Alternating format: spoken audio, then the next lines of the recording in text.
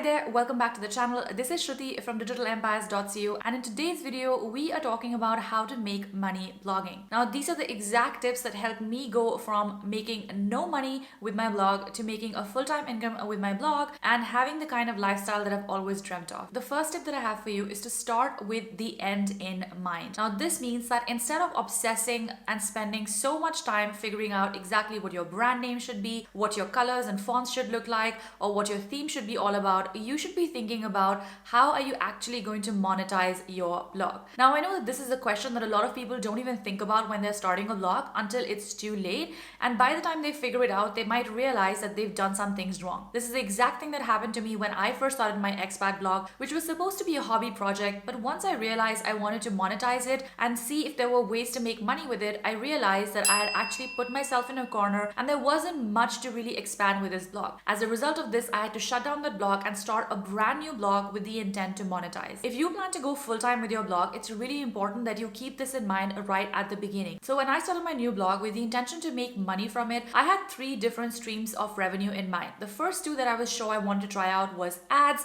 and affiliates. And the third stream that I was thinking about was digital products, which I had read about, but I didn't really have a lot of experience in it, so I wasn't sure when I would start using this method. So when you're thinking about how can your blog make money, start with just breaking down the revenue goal that you have. So for example, if you want to make $5,000, maybe you can break it down into different revenue streams. So let's say you make $1,000 with ads, you make $1,000 with affiliates, you make $2,000 with products, and you make $1,000 with sponsorships. This will help you narrow down your focus on exactly which streams of income you want to focus on so that you can actually develop and scale your blog in the best way possible. Once you've figured out your income goals, whether that is $1,000 a month or $5,000 a month, you can then figure out exactly what you need or how many people should be reading your blog to make that happen. Now, as you know, different income streams depend on different factors. So for example, ads, affiliates, as well as sponsorships to a large extent depend on the amount of visitors that come to your blog or the amount of people that are reading your blog. This means that you will have to now reverse engineer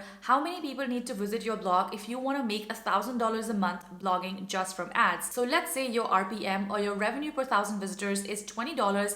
This means you would need 50,000 visitors to your blog to actually make $1,000 blogging with ads. You can do the exact same exercise for other revenue streams as well. The next tip that I have for you, which I believe is the reason why a lot of people don't make money blogging, and that is to focus on one source of income at a time. Now I'm reading this productivity book called The One Thing by Gary Keller, which talks about how important it is to focus on just one main thing at a time instead of trying to chase multiple things and landing none of them. This means that instead of trying one source of income for a month and then another source of income for another month and then giving up after each of these months, you should actually just focus on building one source of income at a time for, let's say, the next 3 to 6 months before you give up and start building another source of revenue. This is the exact same strategy that I applied when I started my Indian Girling blog, which is my lifestyle blog. I first started to monetize it with Google AdSense.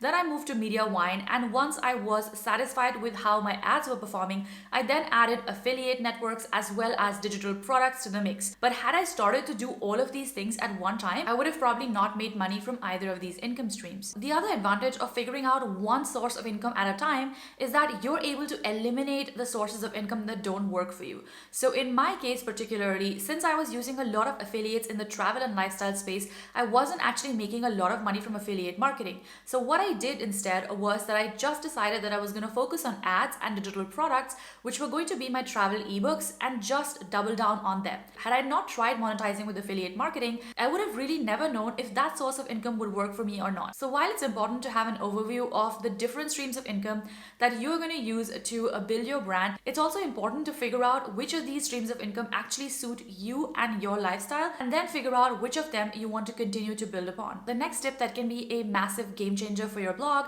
is to outsource to scale fast. Now, many people who don't really know blogging think that it is only about writing beautiful blog posts, and as long as you do that right, you can make a lot of money. But they are not exactly right. In order to make money blogging, you also need to master a bunch of other skills such as social media marketing, photo editing, copywriting, SEO, and tons of other things that I don't even have time to get into in this video.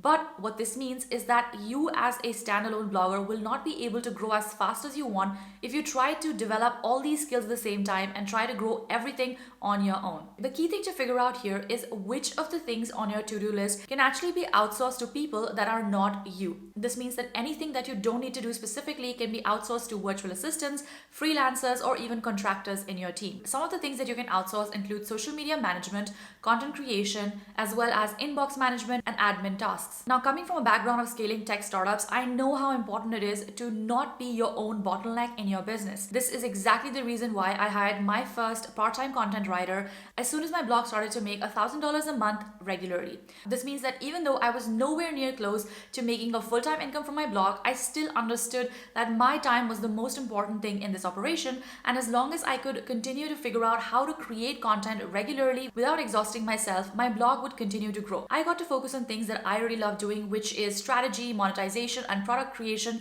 and my content writer could help me publish posts consistently on my blog. This helped me grow my blog to about 40 blog posts in a year to 135 blog posts in the next year, which also led to more traffic and more income along the way. The important thing to remember here is that if you want your blog to be your full-time income or even morph into a big business, then you have to start thinking like a business owner, which means that you have to stop being the roadblock to your success and you have to start outsourcing, delegating, and scaling with the right team. Now, one of the questions I get often is, if I'm not making any money from my blog, then how can I hire someone? Well, that's the wrong way to think about it, especially when you think about your blog like a business. If you want to have a business, you don't really start running a profit from day one, and you don't stop hiring employees just because you're not making a profit from day one. So you got to figure out what is the most cost-effective and resourceful way for you to outsource the tasks that don't need your input and grow your blog as a result of it. Maybe you can start by hiring an entry-level virtual assistant that is not going to cost a bomb, and then you can train and develop them further as your blog grows. The next tip that I have for you, which I wish someone told me right at the beginning, is to start building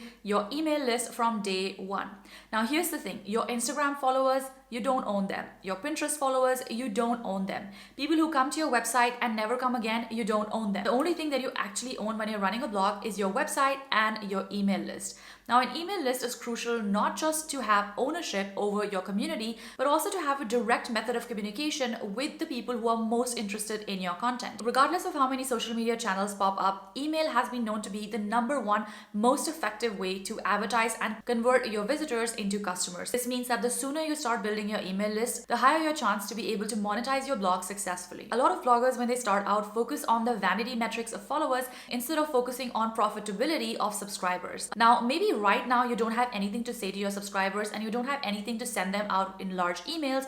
However, maybe 3 to 6 months down the line, you can promote your blog post to them. You can send out affiliate links in your email newsletter, as well as sell your own products and services directly to your audience. Think about it. How many times have you gone to a website, checked out a cool blog post, but you've never really returned to that blog ever again unless you were on their email list and then they reached out to you in a form of an email newsletter later on? This is the exact same strategy that you need to adopt when you're on the other side of being a publisher as well. Now, one of the best ways to get started with email marketing is to just start with a free tool like MailChimp, which I believe is free up to 2,000 subscribers. Of course, you don't get all the bells and whistles when you have a free program, but you can definitely get a taste of email marketing and get started with a free tool.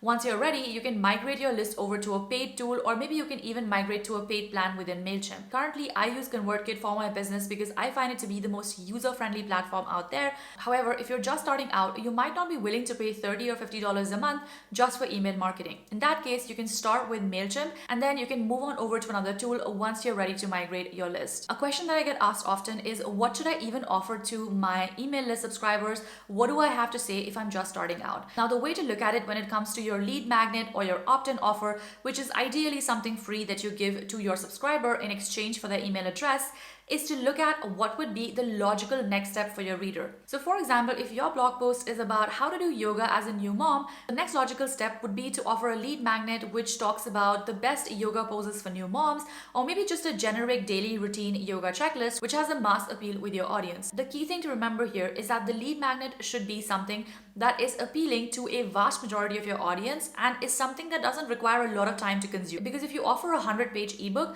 that's probably going to be overwhelming and not everyone of your visitors is going to sign up to read that, because let's be realistic, how many 100-page ebooks do you sign up for and actually read entirely? You should also look at the lead magnet as something that is very easy to consume. So a checklist, a template, or a small ebook are perfect examples. The great thing about blogging is that as your content evolves, you can also change your lead magnets and you can optimize them at any future point as well. The next tip that I have for you is something that will take you from the small leagues to the big leagues really fast, and that is to launch your own product. So I'm obviously biased towards this source of income because this is the exact stream of income that I've been focused on for the last year, but I honestly believe that this is the fastest and the most reliable way to grow your income in the long run.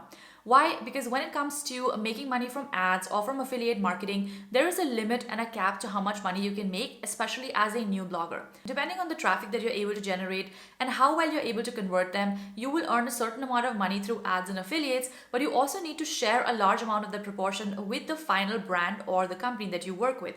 When it comes to your own products, you can keep 100% of the profit that you make from the product. And if you're smart about creating a product, it will help you not only scale your income faster, but it will also help you build your expertise and your skill set on so many other things than just blogging. When it comes to the idea of passive income and having a product that makes money while you sleep, one of the best ways really to do it is by launching your own products. Now you can look at launching a physical product that is related to your brand. For example, if you are a productivity blogger, you can think of creating a planner which is specific to your style or your method that you use to teach productivity. Or if you are a tech blogger, you can think of creating a review guide that might help your audience as well. There are so many different products that you can build and create as well as test out with your audience. And if it doesn't work, you can always move on to the next product and try and see if that works with your audience. What I love about this method is that it is 100% in your control. You have the freedom to create as many or as little of these products as you want, and they make money for you even while you're sleeping. There is no better feeling in the world than taking 2 weeks off on a vacation and then coming back to see that you still made sales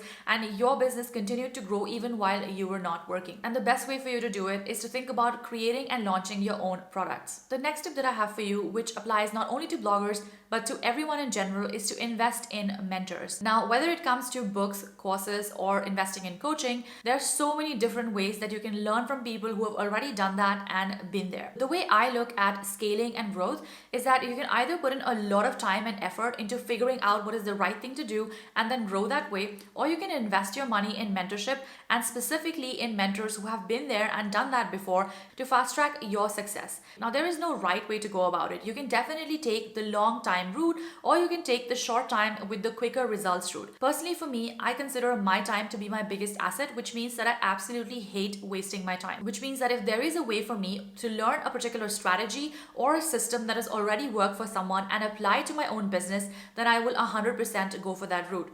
Now, how much money you invest in mentorship is totally up to you and your situation. Maybe you're a student or you're still paying off debt and you can't afford an expensive course, but I can bet that you can still start investing in ebooks or even books and then work your way from up there. The very first thing that I invested in was a $10 ebook from a blogger, which literally opened my eyes about how people can make money blogging and introduced me to this world. Had it not been for that investment, I would never have realized that I can actually monetize my blog in so many different ways. But investing in mentorship is so much more than just the strategy and the system. Usually when you invest in a program, especially a course, and it comes with some kind of community, you can actually hold yourself accountable for that particular goal that you have. And when you do it together, you are so much more motivated to actually reach that goal. Think about it. When you go to the gym alone, you find it harder to motivate yourself to go to the gym every single day than when you have a workout buddy that you look forward to meet in every session. Not only will you learn from your mentor's experience and system, but you will also learn from their community, which is really priceless. A lot of people are really impatient when it comes to seeing the results on their investment. Now, when you invest in your education, you go to high school for so many years and then you have your college degrees, and even after that, sometimes you're unable to find a job. Now, I don't mean this in a negative way, but I'm just trying to say that sometimes the results of your investment don't pay off the minute you invest in them. Sometimes you also have to take action on those things that you have learned, implement the things that have been taught, and then see for yourself what kind of results you can achieve. So the way to look at it is that investing in mentors is not a magic pill or an overnight success formula that you can have, but instead it is a system that can help you fast track your results while minimizing the risk and the problems that you face along the way. Whether or not you're willing to invest and learn also depends on your level of commitment. So how badly do you want to make your blog a full-time job or a full-time business? Personally, for me, I was pretty sure that I wanted to give it my all when it came to monetizing my blog because I knew that this could be the start of many other things. So, for example, when I started my new business, which is Digital Empires, I actually bought a $2,000 program called the Product Launch Formula by Jeff Walker, who is someone that I had admired from a long time. At the time of investing in this program, I had just been recently fired and lost my job, and the logical person would probably not do such a thing. But for me, this was about fast tracking my success, and this was about learning from the best in the field. So even though I didn't make back my investment the very next month, I still got to learn a proven system that works when it comes to creating and selling products online, which is something that I would have probably spent years doing and figuring out on my own. Not only this, the community that I got to be a part of as being a part of this training program is truly incredible. The kind of things that you see in the community is something that is so inspiring and really motivated me to create and launch my product in a short time, which is something that I probably wouldn't have done had it not been for this program. They say that you're the average of the 5 people that you surround yourself with, and if the people around you are also just as inspired and motivated as you to reach that common goal, chances are that you will succeed much faster than if you surround yourself with people that are absolutely not interested in what you're doing and have no skin in the game. Alright, so that's pretty much it for this video. If you want to learn how to scale your blog traffic and your product sales to the next level, you can check out my free masterclass linked in the description below. Make sure to give this video a like, hit subscribe to the channel if you're new here, and I'll see you in the next one.